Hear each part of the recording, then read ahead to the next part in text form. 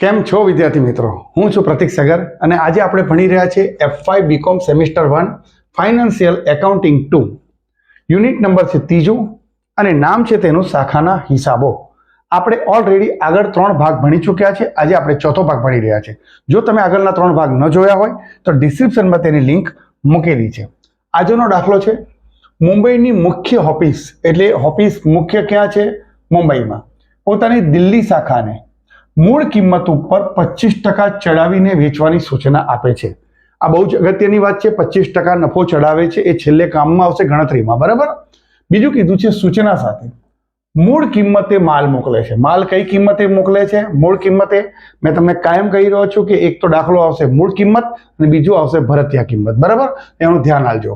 પરચુરણ ખર્ચ સિવાયના સધરા ખર્ચા મુખ્ય ઓફિસમાંથી આપવામાં આવે છે.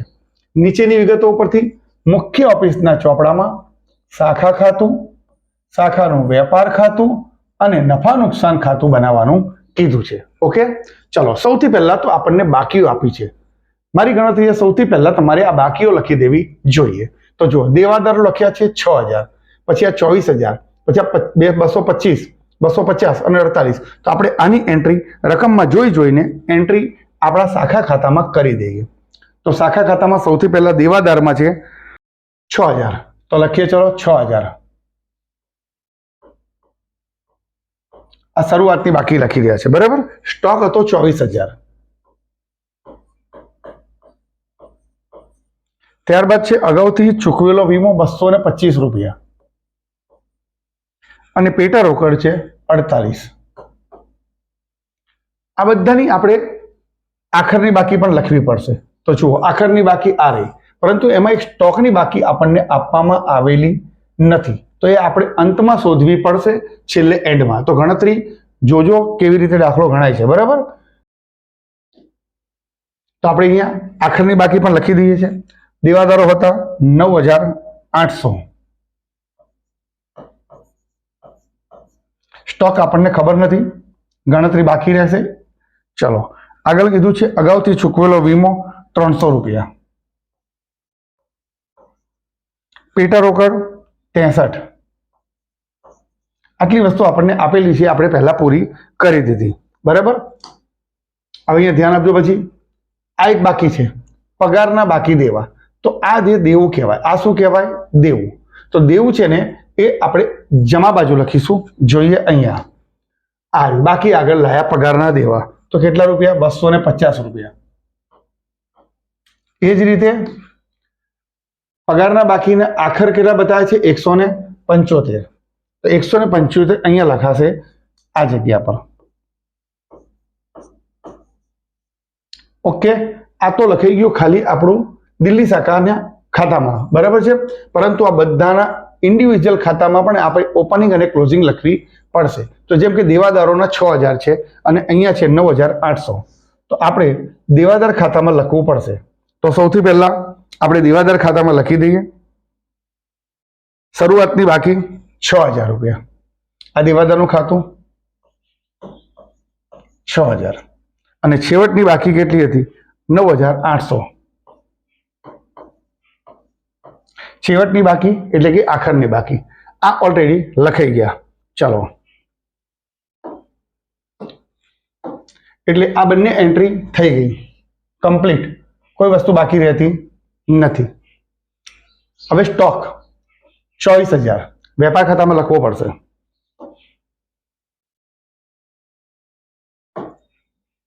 વેપાર ખાતામાં શરૂઆતનો સ્ટોક કેટલો લખીશું આપણે? 24000 રૂપિયા.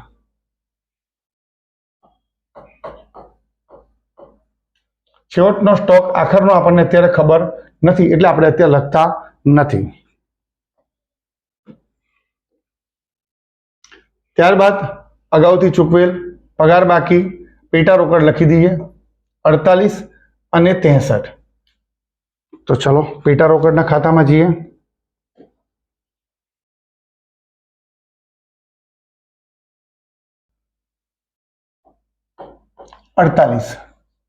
અને છેવટની બાકી છે 63.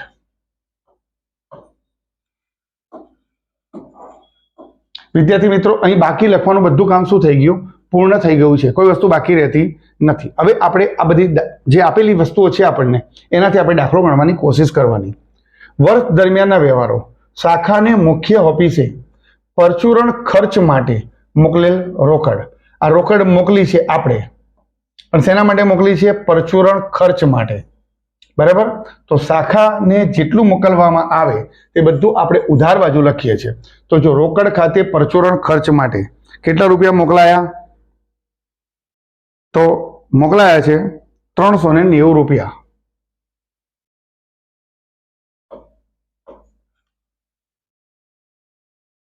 બરાબર.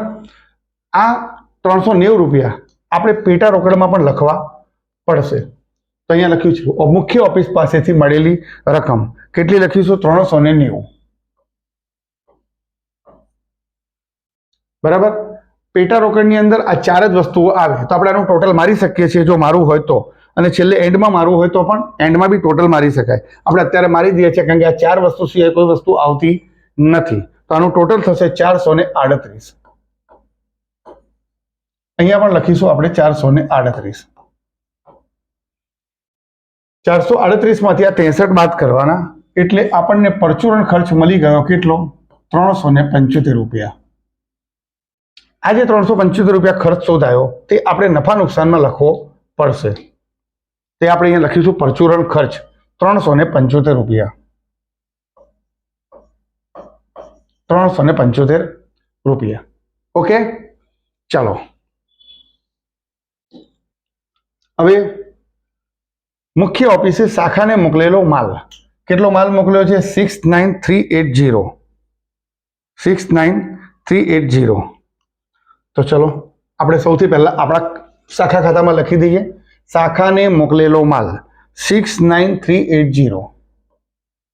69380. આ જે માલ મોકલાયો છે તે આપણે વેપાર ખાતામાં લખવો પડશે. તો વેપાર ખાતામાં લખીશું આપણે મુખ્ય ઓફિસેથી મળેલો માલ. બરાબર. 69380. 69380. ચલો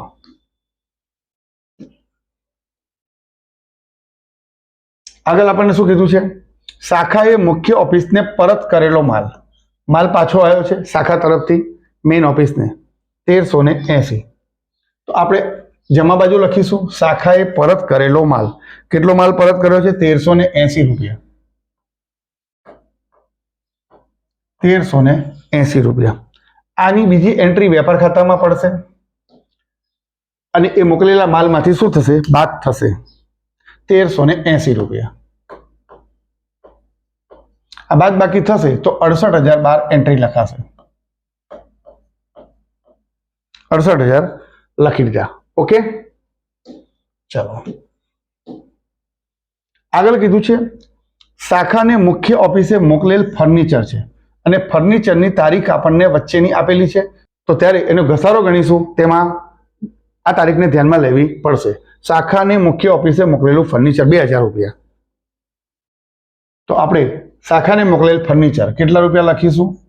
2000 રૂપિયા. હવે આ 1/10ની તારીખ આપણને આપેલી છે એટલે કે કેટલા મહિના ગણાશે? તો 10મો મહિનો ગણાશે. યસ, 10, 11, 12, 1, 2 અને 3 6 મહિના ગણાશે. તો આપણે બરાબર. ચલો 2000 રૂપિયા છે ગુણ્યા ફર્નિચર પર ઘસારો કેટલો ગણવાનો છે? 10%. એટલે 2000 ગુણ્યા 10% ગુણ્યા 6 મહિના એટલે કે 6 / 12. 2000 10% એટલે 200 અને આ 6 મહિના એટલે 100 રૂપિયા આવશે. 100 રૂપિયા શું આવશે? ઘસારો. ફર્નિચરનો ઘસારો 100 રૂપિયા આવ્યો. એટલે આપણે અહીંયા લખીશું આ ઘસારા બાદની કિંમત. તો આ 2000 માંથી 100 રૂપિયા ઘસારો શું કરવાનો? બાદ કરવાનો. એટલે અહીંયા લખીશું આપણે 1900 રૂપિયા. હવે 100 રૂપિયાના ઘસારાની એન્ટ્રી એ નફા નુકસાન ખાતામાં મારવી પડશે. તો આપણે લખીશું નફા નુકસાન ખાતે. બરાબર.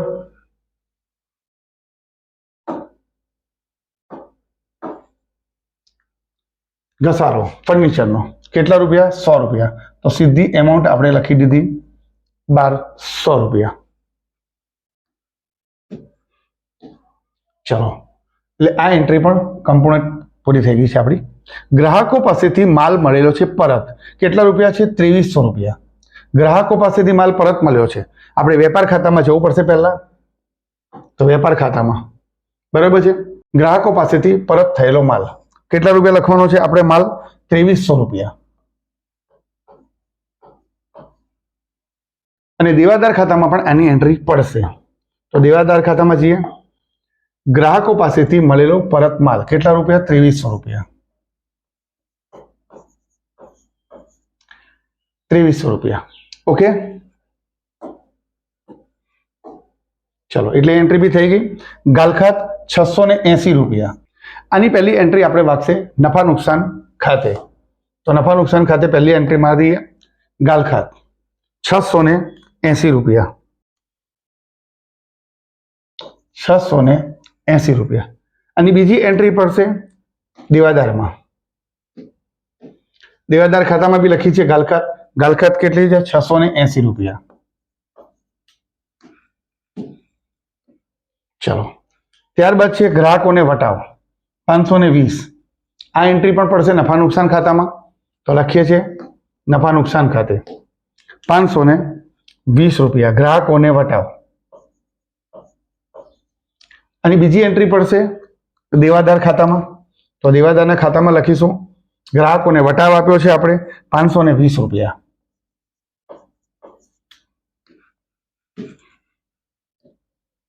ઓકે, કમ્પ્લીટ, બધું પૂરું થઈ ગયું. હવે નીચેની મુખ્ય ઓફિસની શાખા તરફથી મળેલ રોકડ વેચાણ કેટલા હજાર છે? 16,000 રોકડ વેચાણ છે. તો આપણે અહીં લખીશું રોકડ ખાતે રોકડ વેચાણ. કેટલા રૂપિયા વેચાણ કીધું છે આપણને? 16,000 રૂપિયા વેચાણ કીધું છે. તો લખીશું 16,000 રોકડ વેચાણ. આ છે વેચાણ. તો વેપાર ખાતામાં લખીશું આપણે. તો વેપાર ખાતામાં લખી દઈએ રોકડ વેચાણ ₹16,000.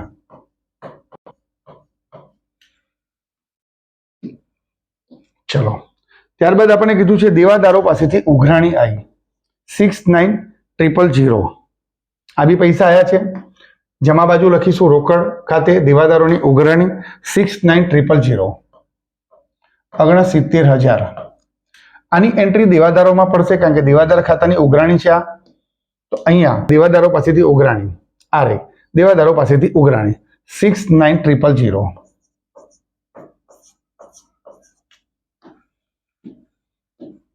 કમ્પ્લીટ આ એન્ટ્રી પૂરી થઈ ગઈ. હવે બચ્યું છે ખાલી આ, અને ખૂબ જ અગત્યનું. હવે સમજો હું કેવી રીતે એન્ટ્રી મારું છું, બરાબર છે? એટલે મેં આ છેલ્લે લીધી તમને સમજાવવા માટે. સૌથી પહેલા કીધું છે ભાડું. મુખ્ય ઓફિસે ચૂકવેલા ખર્ચા ભાડું. તો આપણે લખીશું મુખ્ય ઓફિસે ચૂકવેલા ખર્ચા આ રહ્યા. એમાં ભાડું. તો ભાડું કેટલું કીધું છે? ₹775. તો હું અહીંયા લખું છું ₹775. પરંતુ આની બીજી એક એન્ટ્રી પડે નફા નુકસાન ખાતે. અને બીજી વાત એ રકમમાં આપેલું છે જોઈ લેજો. અહીંયા ભાડું ક્યાંય છે પહેલા જોવાનું, કારણ કે આપણે બાદબાકી કરવી પડશે. તો અહીંયા ભાડું ક્યાંય છે નહીં, એટલે એક જ એન્ટ્રી પડશે હવે એની નફા નુકસાન ખાતે. ભાડું કેટલું લખીશું? તો કે ₹775. ₹775. ઓકે, ચલો, પગાર કીધો છે ₹1200. તો સૌથી પહેલા આપણે પગાર લખી દઈએ ₹1200. હવે આ પગારની બીજી એન્ટ્રીઓ પડશે કે નહીં એ જોઈ લો. તો અહીંયા જુઓ ક્યાંય લખેલું છે પગાર. તો આ લખેલો છે જો પગારના બાકી દેવા. તો હવે અહીંયા જુઓ તો પગારના બાકી દેવા આપણે આખરની બાકી જોવાય, બરાબર? તો પગારના બાકી પૈસા પગારમાં ઉમેરાય, એટલે આ શું થશે? પ્લસ થશે. પગારમાં ઉમેરાય તો આ જે શરૂઆતની બાકી હોય ને એ બાદ થાય. આ પ્લસ થાય તો આ બાદ થાય, બરાબર? જો આ માઇનસ થાય તો આ પ્લસ થાય. પરંતુ અહીંયા આગળ પગારના બાકી દેવા કીધા છે પ્લસ જ થાય, અને આગળનો શું થશે? માઇનસ થશે. તો એ વસ્તુ આપણે નફા નુકસાન ખાતામાં લખવું પડશે. ચલો, નફા નુકસાનમાં પગારના. તો પગારના હતા કેટલા? પહેલા 1200 હતા, બરાબર? એની અંદર ચૂકવવાના બાકી છે 175, એટલે આપણે એને કર્યા પ્લસ, એટલે 1375 આવ્યા. એમાંથી આગળના વર્ષના જે હતા એ છે 250, એ આપણે બાદ કરીશું, એટલે 1125 પગારના હેડિંગમાં આવશે. ચલો, હવે કીધું છે જાહેરાત. જાહેરાત 650, અહીંયા ક્યાંય જાહેરાત દેખાતી નથી, બરાબર? એટલે બે એન્ટ્રી મારીને આપણે આગળ વધી જવાનું. તો પહેલું અહીંયા લખાશે જાહેરાત. તો જાહેરાત કેટલા છે? 650. અને બીજી એક એન્ટ્રી પડશે નફા નુકસાન ખાતે. નફા નુકસાન ખાતે આપણે એન્ટ્રી કરીશું જાહેરાતના 650. ઓકે, ચલો. હવે આપણને કીધું છે વીમો. તો વીમો જો અહીંયા છે, બરાબર, અહીંયા રહ્યો વીમો, એટલે એની એન્ટ્રી કરતા પહેલા આપણે વીમો આપણા શાખા ખાતામાં લખી દઈએ. તો વીમો કેટલો છે આપણો? 675. તો વીમો લખ્યો 675. હવે નફા નુકસાન ખાતામાં પહેલા લખી દઈએ 675. 675. હવે પેલા કોષ્ટકમાં પાછા જઈએ આપણે અને સમજીએ શું કહે છે. અગાઉથી ચૂકવેલો વીમો. આ શું છે? અગાઉથી ચૂકવેલો છે. અગાઉથી ચૂકવેલો હોય તે બાદ થાય, બરાબર? એટલે આપણે આને કરીશું બાદ. જો આને બાદ કરીએ તો આને કરવું પડે પ્લસ. ઓકે, એટલે પેલા જે 675 આપણે લખ્યા એમાં 300 શું કરીશું? બાદ કરીશું, અને 225 શું કરીશું? ઉમેરીશું. ચલો જઈએ નફા નુકસાનમાં. 675 લખ્યા છે, એમાંથી અગાઉથી ચૂકવેલા 300 રૂપિયામાં શું કર્યા? બાદ કર્યા, એટલે આવ્યો 375 જવાબ. એમાંથી આગલા વર્ષના 225 છે, એ આપણે પ્લસ કરવા પડશે, અને 300 ને 200 500 ને 600 રૂપિયા થશે. ડન, કમ્પ્લીટલી પૂરું થઈ રહ્યું છે. ધીમે ધીમે એ બી પૂરું. હવે મજૂરી. મજૂરી છે ને એ વેપાર ખાતામાં આવે, નફા નુકસાનમાં ના આવે, એટલું યાદ રાખજો, બરાબર? અને અહીંયા પણ ક્યાંય મજૂરી છે નહીં. તો ચલો, સૌથી પહેલા તો આપણે મજૂરી આપણા શાખા ખાતામાં લખી દઈએ. મજૂરીના પૈસા. તો મજૂરી કેટલા છે? તો મજૂરીના છે 2150. 2150 મજૂરીના, બરાબર? હવે શાખા ખાતામાં પણ લખાઈ ગયું છે, તો હવે વેપાર ખાતામાં લખી દઈએ. તો વેપાર ખાતામાં મજૂરી 2150. કેટલા લખીશું? 2150. અહીં આપણી બધી એન્ટ્રી કમ્પ્લીટલી શું થઈ ગઈ છે? પૂર્ણ થઈ ગઈ છે. ઓકે, ચલો હવે ખાલી ખાતા બંધ કરવાના રહ્યા. તો સૌથી પહેલા પેટા રોકડ ખાતું બંધ થઈ ગયું છે. હવે દેવાદારોનું ખાતું આપણે બંધ કરી રહ્યા છે. તો દેવાદારો ખાતાનું આ ટોટલ કરવું પડશે, બરાબર? તો આનું ટોટલ કેટલું આવશે? તો ટોટલ કરી દઈએ આપણે. દેવાદારોના ખાતાનું ટોટલ 82,300. 82,300, બરાબર? અહીંયા બી લખીશું 82,300. આ 82,300 માંથી 6,000 શું કરવાના? બાદ કરવાના, એટલે 76,300 એ ઉધાર વેચાણ આપણને મળ્યું. હવે આ ઉધાર વેચાણ આપણે વેપાર ખાતામાં લખવું પડશે. તો લખી દઈએ છીએ વેપાર ખાતામાં ઉધાર વેચાણ. કેટલું લખીશું? 76,300. આનો આપણે સરવાળો કરીશું 76,300 નો, તો આવશે 92,300. 92,300 માંથી 2,300 પરત માલ આપણે બાદ કરવાનો, એટલે આપણને બહાર એમાઉન્ટ મળશે 90,000ની, બરાબર છે? ઓકે, ચલો હવે આપણે આ શોધવાનો વારો આવ્યો છે, બરાબર છે? નફા નુકસાન ખાતે કેટલો નફો કાચો આવ્યો, તો એને શોધવા માટે સમજીએ શું કરીએ છીએ. પહેલા તો આપણને રકમમાં કીધું છે એ જોઈ લો. રકમમાં શું કીધું છે આપણને? મૂળ કિંમત ઉપર 25% માલનો નફો ચઢાવવામાં આવે છે, બરાબર? તો આપણે એમ સમજવાનું કે 100 રૂપિયાનો મૂળ કિંમતનો માલ હોય. ધ્યાનથી સમજજો, આ જ અગત્યની વસ્તુ છે. 100 રૂપિયા મૂળ કિંમત છે વત્તા 25% એટલે કે 25 રૂપિયા નફો ચડાયો છે, તો 125 રૂપિયા એ વેચાણ કિંમત આવે. વેચાણ કિંમત આવે. હવે આપણને અહીંયા આપેલી શું છે? વેચાણ કિંમત. તો આપણે આ વેચાણ કિંમત ઉપરથી આ નફો શોધવાનો છે. તો આપણે અહીંયા એક પદ મૂકવાનું કે 125 રૂપિયા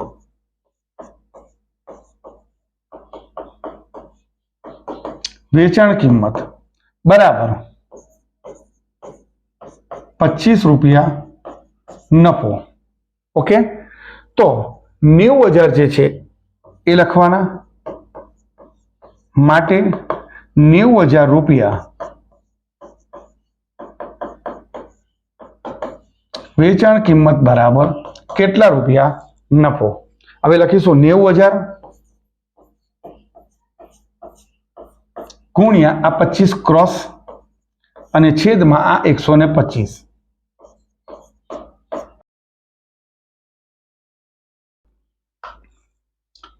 ચલો, તો ભાગાકાર કરીએ છીએ આપણે. તો 90,000 ગુણ્યા 25 ભાગ્યા 125, તો 18,000 આવે છે. કેટલા આવે છે? 18,000. તો અહીંયા લખીશું આપણે 18,000. આ 18,000 રૂપિયા નફો આવ્યો, પરંતુ આ નફો હજી સાચો છે નહીં. કેમ?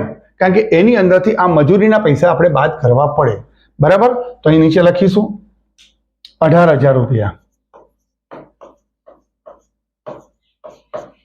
એમાંથી આ 2150 રૂપિયા મજૂરી શું કરવાની? બાદ કરવાની. અને 2150 રૂપિયા જો મજૂરી બાદ કરીએ તો 15,850 રૂપિયા એ કાચો નફો આવે છે. કાચો નફો આવે છે. બરાબર? હવે આ વસ્તુ અહીંયા લખી દેવાની 15,850. આ આપણે શોધીને લાયા. બોલો, ખ્યાલ આવી ગયો? તો હવે આનું આપણે ટોટલ મારવું પડશે, કારણ કે હજી આપણે અહીંયા છેવટનો સ્ટોક શોધવાનો બાકી છે. આનું આખું ટોટલ મારીએ આપણે તો એનું ટોટલ આવે છે 1,10,000. 1,10,000. તો અહીંયા પણ લખી દઈશું આપણે 1,10,000. અને 1,10,000 માંથી આ 90,000 બાદ કરીશું એટલે છેવટનો સ્ટોક આપણને 20,000 મળશે. છેવટનો સ્ટોક આપણને શું મળ્યો? 20,000. ચલો, પહેલી તો આપણે આ કાચા નફાની એન્ટ્રી એ આપણે આગળ લઈ આવીએ. વેપાર ખાતેથી લાયા 15,850. 15,850. ઓકે, અને આ છેવટનો જે સ્ટોક છે આ 20,000 જે છે એની એન્ટ્રી આપણે શાખા ખાતામાં કરી દઈએ. તો ચાલો અહીંયા લખીશું સ્ટોક. કેટલા લખીશું? 20,000 રૂપિયા. બરાબર? ડન. ચલો, ટોટલ આપણે બધા બંડલ પહેલા બંધ કરી દઈએ. આ બંડલ બંધ કરવાનું બાકી છે, તે બંડલને બંધ કરી દઈએ. કેટલા રૂપિયા આવે છે બંડલ બંધ કરીએ તો કે 6,000, 24,000, 225, 48, 30,273. 30,273. પછી આ બંડલ બંધ કરવું પડશે. 775, 1200, 650, 675, 2150, 5,450. ચલો, આ બાજુ બધું બંધ છે. આ એક ખાલી બંડલ બંધ કરવાનું બાકી છે. 9,800, 20,000, 300, 63, 1900, 32,063. જમણી બાજુનું ટોટલ વધારે છે તો મારી દઈએ 250, 1380, 16,000, 69,000, 32,063. 1,18,000, 1,18,693. તો અહીંયા પણ લખીશું આપણે 1,18,693. એમાંથી આ બધી એમાઉન્ટો આપણે બાદ કરીએ તો 30,273, 390, 69380, પછી 2000, 5450 અને 175. 11025 આયા. 11025 આ એમાઉન્ટ આગળ પણ આવવી જોઈએ. બરાબર, આપણો જે નફો આવ્યો છે એ અને આગળ એક નફો આવશે એ બંને સરખા આવવા જોઈએ. ચલો, એક ખાતું બંધ થઈ ગયું, આ ખાતું પણ કમ્પ્લીટલી બંધ થઈ ગયું છે. હવે બાકી બચ્યું છે આ ખાતું. તો ટોટલ છે આ બાજુ વધારે 15850. બરાબર, નફા નુકસાનનું બી એ જ ટોટલ આવવું જોઈએ. બાકી જે નફો આવે તે અહીં નફો આવશે તે પણ 11025 જ આવવો જોઈએ. ચલો, 15850 માંથી બધું બાદ કરીએ. 600, 1125, 100, 680, 520, 775, 650 અને 375. 11025 અહીંયા પણ આવી જાય છે. બરાબર, તો આ નફા નુકસાન ખાતાનો જે છે તે અને આપણો જે આ શાખા ખાતાનો જે નફો છે તે બંને એક સરખા આવવા જોઈએ. બરાબર વિદ્યાર્થી મિત્રો, આશા રાખું છું કે આ આખો દાખલો તમને બરાબર ખ્યાલ આવી ગયો હશે. કોમેન્ટ કરીને મને જરૂરથી જણાવજો કે આ દાખલામાં કેટલી તમને ખબર પડી. થેન્ક યુ વિદ્યાર્થી મિત્રો, થેન્ક યુ સો મચ.